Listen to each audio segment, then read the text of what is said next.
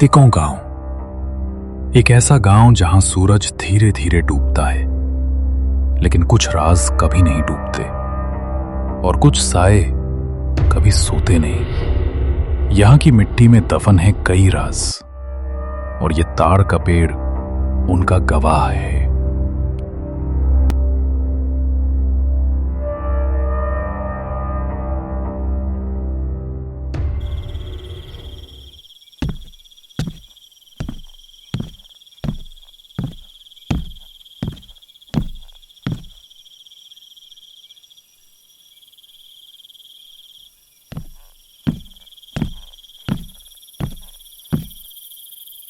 नमस्ते बाबूजी, मैं रोहन, यहाँ का नया पोस्ट मास्टर।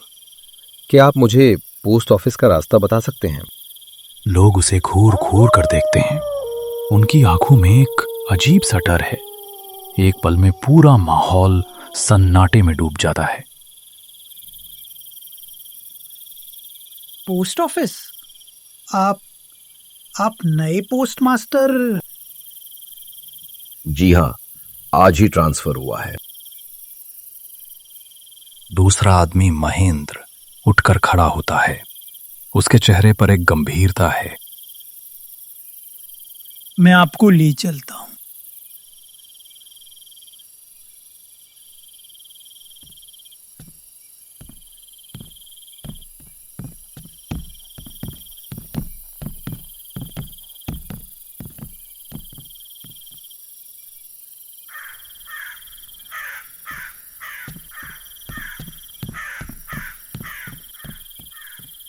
पोस्ट मास्टर साहब, वो रहा पोस्ट ऑफिस, उसी ताड़ के पेड़ के पीछे।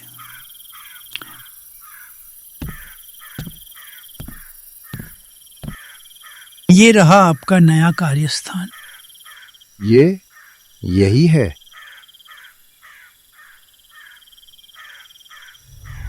मुझे ऐसा लगा जैसे उस पेड़ की ऊंची शाखाओं के बीच कुछ हिला। हवा नहीं थी, कुछ और था। अरे पोस्ट मास्टर साहब, कुछ नहीं, वो हवा का झोंका ही होगा। अच्छा, सुनिए महेंद्र जी, क्या यहाँ रहने के लिए कोई क्वार्टर है? नहीं साहब, क्वार्टर तो नहीं है। आज की रात आपको यहीं इमारत में गुजारनी पड़ेगी।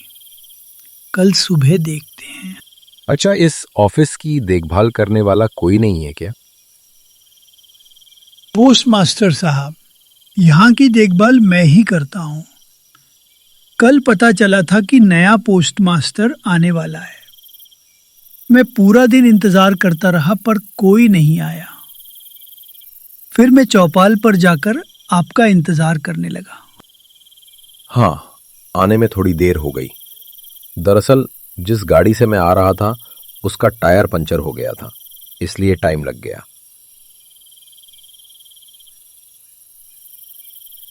पर यहाँ पर रहेंगे कहाँ? अंदर एक कमरा है, वहाँ थोड़ी जगह है। आप वहीं आराम कीजिए। मैं तब तक आपके लिए खाना ले आता हूँ।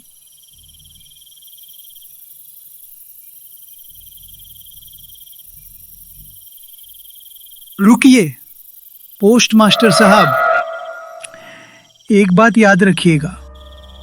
रात को अगर कोई दरवाजे पर ठक ठक करे या लगे कि कोई बाहर ताड़ के पेड़ के नीचे खड़ा है तो मत देखिएगा, भूल कर भी नहीं। क्यों? यहाँ चोर हैं क्या?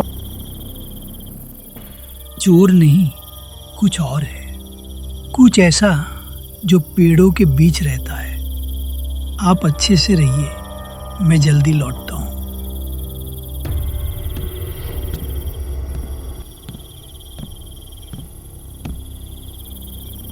अब रात होने वाली है, शायद 8 बजने वाले होंगे। हवा में कुछ भारीपन है, अजीब सन्नाटा है। हाँ, गांव की ये ठंडी हवा आत्मा को सचमुच सुकून दे रही है। मगर ये कैसा गांव है? चारों तरफ इतनी गहरी शांति है पर इंसान का एक भी नामो निशान नजर नहीं आ रहा, और ऊपर से रात के अंधेरे में ये अकेला ताड़ का पेड़ किसी भूत की परछाई जैसा और भी ज्यादा डरावना लग रहा है। रजिस्टर पर इतनी धूल जमी है, लगता है यहां कामकाज होता ही नहीं है। क्या डरावनी जगह है। बस एक रात की बात है, सुबह होते ही रहने का एक नया जगह देखना होगा। और कल तो रविवार है, ऑफिस तो बंद रहेगा। कल आराम से रहने का जगह हम ढूंढ सकते हैं। कौन है? पोस्ट मास्टर साहब, मैं हूं महेंद्र, खाना लेकर आया हूं।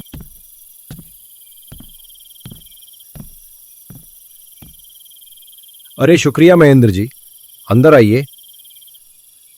नहीं साहब, मैं अंदर नहीं आता, बस खाना रख देता हूं। आप खा लीजिए और आराम से सो जाइए।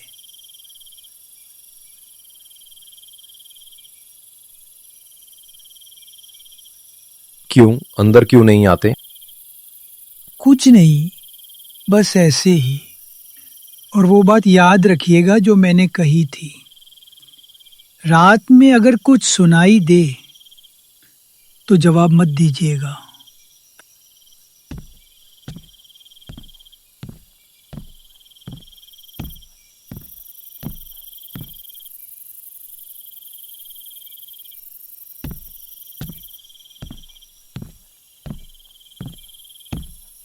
मैं मन ही मन सोच रहा था,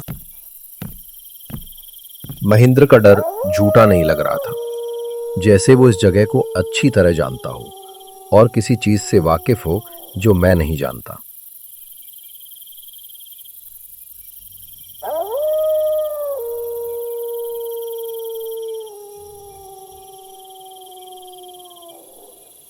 रात काफी हो चुकी थी। मैं खाना वगैरह खाकर बिस्तर पर लेटा ही था कि गहरी नींद आ गई।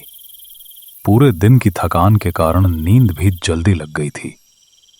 तभी अचानक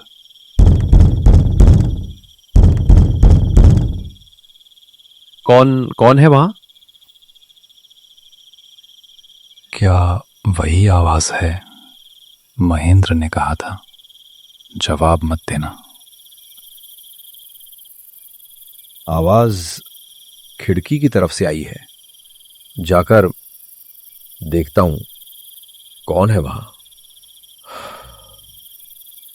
ना, खिड़की पर तो कोई नहीं है, शायद भाग गया होगा, लेकिन आवाज तो यहीं से आई थी।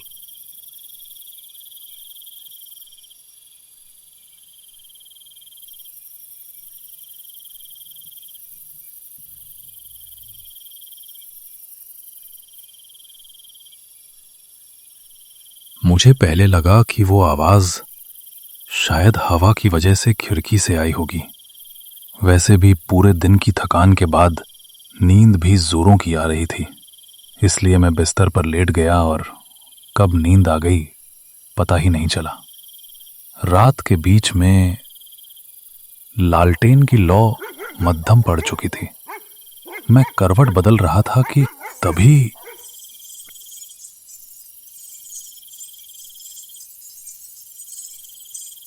ये आवाज तो ऊपर से आ रहा है, पर ऊपर तो कोई मंजिल ही नहीं है।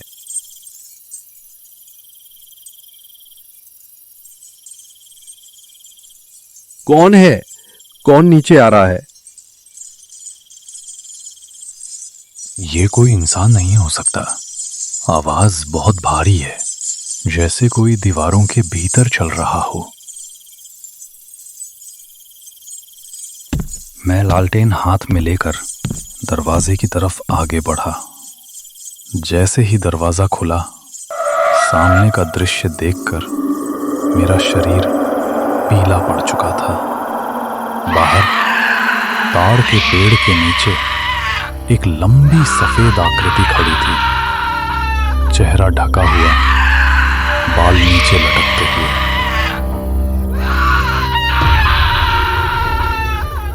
हे भगवान, ये क्या है? अचानक वो आकृति एक झटके में ताड़ के पेड़ के पीछे गायब हो गई।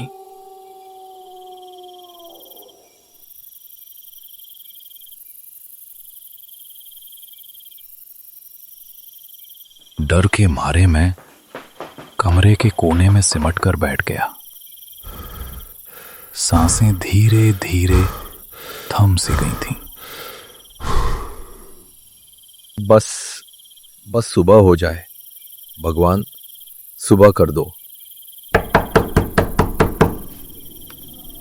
हाँ, ये आवाज खिड़की की तरफ से आ रही है।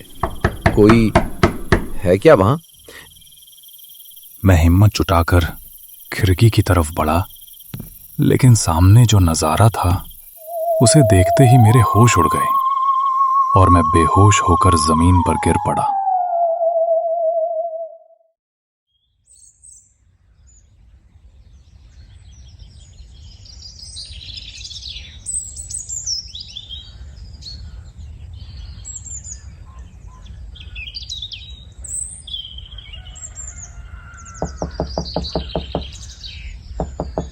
पोस्ट मास्टर साहब, दरवाजा खोलिए, मैं हूं महेंद्र। कैसी रही रात पोस्ट मास्टर साहब? महेंद्र जी, वो पेड़ के नीचे जो था वो इंसान नहीं था, और वो आवाजें, वो हाथ, वो पिछले पोस्ट मास्टर सुरेश जी थे। 3 महीने पहले गायब हुए थे। और जो आपने देखा वो ताड़न है, वो औरत जिसने इस पेड़ के नीचे अपनी जान दी थी, अब उसी पेड़ से बंधी रूह बनकर लौट आई है। महेंद्र जी, रात तो जैसे तैसे बीत गई, लेकिन उसे सोचकर अभी भी डर लग रहा है। मेरा ख्याल है जितना जल्दी हो सके रहने के लिए एक नया घर देख लेते हैं। चलिए। गफूर जी, मैंने उसे देखा है। बेटा, टिको गांव बहुत पुराना है, तुमने बस शुरुआत देखी है। इस पोस्ट ऑफिस के नीचे जो दफन है वो अब जाग चुका है। सुरेश ठाकुर ने भी यही कहा था। फिर वो पेड़ के नीचे गए और लौटे नहीं। मैं नहीं भागूंगा। मुझे जानना है कि इस ताड़न की कहानी क्या है। कुछ सच ऐसे होते हैं जिन्हें दफन ही रहने देना चाहिए।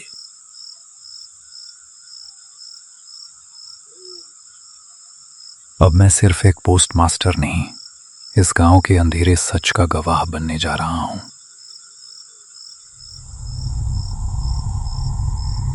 पोस्ट मास्टर साहब, अब तुम्हारी बारी।